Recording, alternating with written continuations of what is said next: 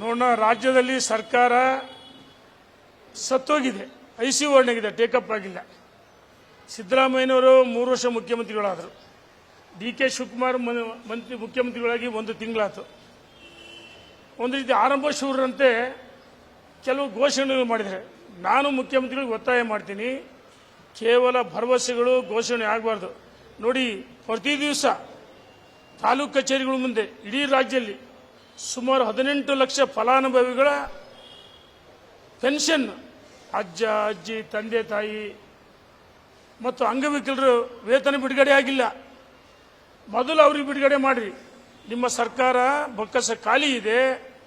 ಪಾಪ ವಯೋವೃದ್ಧರಿಗೆ ಯಡಿಯೂರಪ್ಪನವರ ಅಧಿಕಾರದಾಗಿದ್ದಾಗ 50 ರೂಪಾಯಿಂದ 600 ರೂಪಾಯಿ ಮಾಡಿದರು. ಅಂಥವ್ರಿಗೆ ಈಗ ಗೃಹಲಕ್ಷ್ಮಿ ಕೊಡ್ತಲ್ಲ, ವೇತನಗಳು ಸಿಗ್ತಲ್ಲ, ಜನ ಪರದಾಡ್ತಿದ್ದಾರೆ.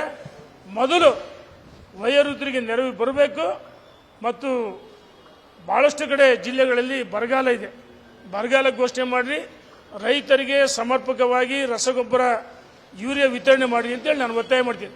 ಮತ್ತು ಇನ್ನು ವಿಶೇಷವಾಗಿ ಹೈನುಗಾರಿಕೆ ರೈತನ ಉಪಕಸುಬು, ಹೈನುಗಾರಿಕೆಗೆ ಪ್ರೋತ್ಸಾಹಧನ ಬಿಡುಗಡೆ ಮಾಡಿಲ್ಲ. ಈ ಸರ್ಕಾರ ಅಧಿಕಾರಕ್ಕೆ ಬಂದಾಗಿಂದ ಒಂದೇ ಒಂದು ಮನೆ 3 ವರ್ಷ ಆಯಿತು, ಒಂದು ಮನೆ ಬಿಡುಗಡೆ ಮಾಡಿಲ್ಲ.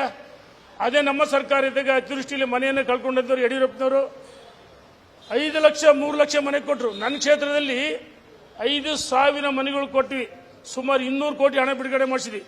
ಮೊದಲು ಬಡವರಿಗೆ ಮನೆ ಕಟ್ಟಿಕೊಳ್ಳೋ ಸೂರನ್ನು ರೂಪಿಸ್ಕೊಳ್ಳೋಕೆ ಮನೆಗಳಿಗೆ ಬಿಡುಗಡೆ ಮಾಡಿ ಅಂತ ಒತ್ತಾಯ ಮಾಡ್ತೀನಿ.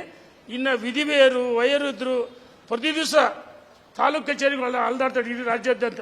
18 ಲಕ್ಷ ಇವತ್ತು ಜನರಿಗೆ ವೇತನ ನಿಂತಿದೆ, ಅವರ ಗೋಳು ಕೇಳೋರಿಲ್ಲ. ಹಾಗಾಗಿ ತಕ್ಷಣ ಹಣ ಬಿಡುಗಡೆ ಮಾಡಬೇಕಂತ ಒತ್ತಾಯ ಮಾಡ್ತೀನಿ. ಧನ್ಯವಾದಗಳು.